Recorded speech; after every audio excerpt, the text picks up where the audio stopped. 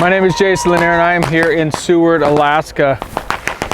It is July 3rd and in 9 minutes it's going to be July 4th. Here in Alaska, because it doesn't get dark until, well, in summertime, really never, they will celebrate their 4th of July on right after midnight. Right now it's 11:52 p.m. and this is how bright it is. I'm not using any lights, not using anything, just shooting with this. So we're here in Seward, Alaska, and I'm going to show you guys how to shoot some fireworks shots. Here's my Sony A9 and I'm using the Canon 11-24 f4 lens with the Sigma MC11 adapter. This is going to be over the Seward City Bay, Resurrection Bay if I'm not mistaken. I know I have photographers that are all the sorts of different skill levels out there, so to be just give a few tips that'll help all of you guys out there. Number one, no flash photography when you're using flash. That's for something that's very close to you. So flash photography has no place in fireworks and or lightning shots. It will not help you in any way. In fact, it'll probably mess up your shot. Number two, you're going to need a tripod, guys. If you don't have a tripod, it's going to be really impossible to capture these shots. Number three, fire these in manual mode. Do not fire these in any sort of program or auto mode. You'll notice a lot of your phones and or your point and shoot cameras will go slow down to a really slow shutter, and then what happens is the whole shot is blurry and you don't want that. Number four, try to go in a middle range aperture. Best apertures are gonna, on most lenses, will be between 8 and 11. So if you go between 8 and 11, it'll give you long enough to where you can slow down your shutter, which enables you to capture more stuff. That's where your lenses are going to be sharpest and you'll have the most area in focus. Number five, shoot with a slow shutter, so it allows more time to have lots of different bursts of fireworks in the shot. I don't want my shots to be super long. I don't want them to be 30 seconds or whatever, because then there's so many fireworks in the shot, they kind of lose their definition and their individuality. I like to have my shots kind of in segments, so 3, 4, 5 second segments tend to give me my best results. You know, you may only shoot fireworks or lightning shots once every year when you're out and about with your family or doing something, but knowing how to do it, it's awesome. I have an ISO 100 f11 in 2 seconds. That's going to give me the shot that you're going to see here. Okay? Take a look. Perfect. My clouds are in exposure. There's no overexposure in the shot. I'm getting the lights, the glimmering lights over here. The other nice thing is when you shoot it with a longer exposure like this, it's going to make the water here look like glass, which will be really nice. Okay, what I'm also doing is, oh, we're starting to get them. They're starting. It's almost time. That's probably a test fire. So I could go up to f22 on this lens, which would give me about a 6 second shutter. Okay. The only problem with doing that is sometimes you hit lens diffraction when you do that. Lens diffraction means the more narrow your aperture is, your lens actually produces a less sharp image, and you actually start to get some undesirable results. We're gonna fire this off and hopefully see what happens. Now it's a little dim, as you can see in the camera, but this is midnight. There's no lighting being used, nothing. I'm not even using a fast lens. This is you're watching me on a camcorder, so there's not a lot of light. A lot of the times if you're doing fireworks shots, it's a lot darker outside, so when you do that, just go for a longer shutter, go for about 10 seconds, and then you're gonna get tons of fireworks in there, which would be awesome. So I have about 1 minute before the fireworks start, so I gotta get this camera back so you can see me and the fireworks. We'll share it with you.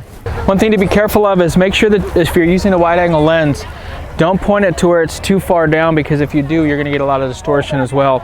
So I'm making sure that my lens is perfectly straight, not tilted down or tilted up too much, because that'll give me distortion. So getting it straight out like this is gonna give me my best possible shot. Now we just gotta wait for the show. No, I honestly was thinking that.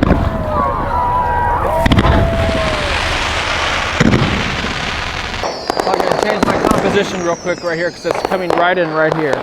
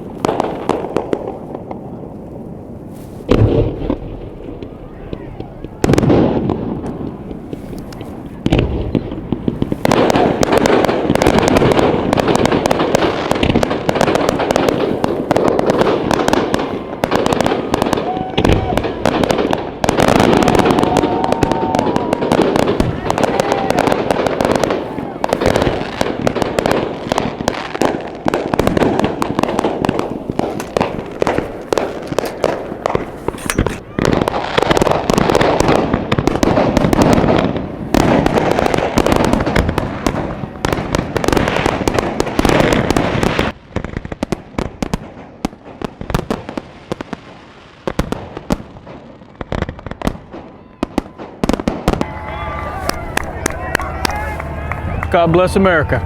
So the vast majority of those shots I got at f13, 5 seconds. Got some really cool ones.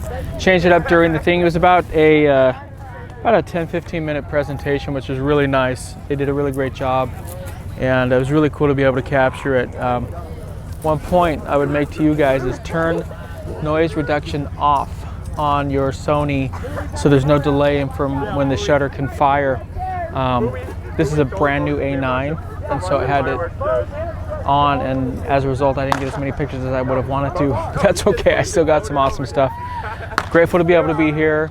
My family wanted to stay warm, so they're over there in the car, but it was really cool to be able to watch it from here and be able to celebrate the birthday of America.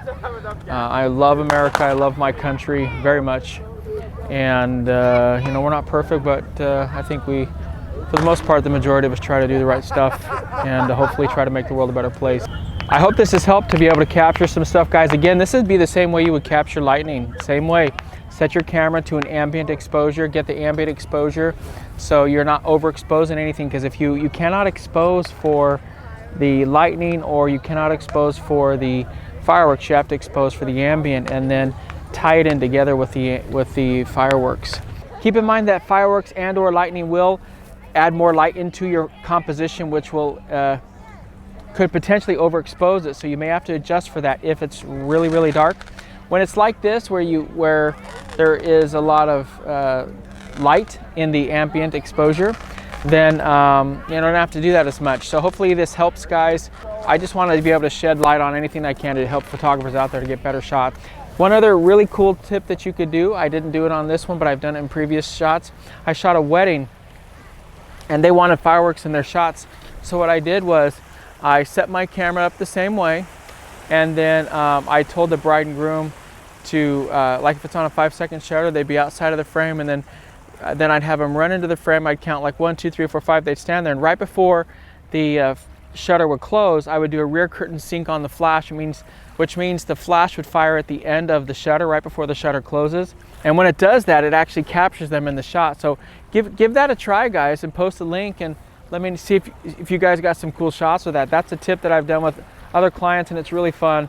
All these tips and stuff kind of go back to the old days of photography for me, when I just used to do this stuff for fun, and I'm trying to get more back into that kind of stuff and just really share some tips with you guys to be able to improve your photography and just help you love what you do. I hope it helps. So until next time, keep shooting, never give up on your dreams. Find a gear that works for you, and remember, you only have one chance to get it right. Alaska is beautiful. You guys should visit. It really is. I'll talk to you guys later. Bye.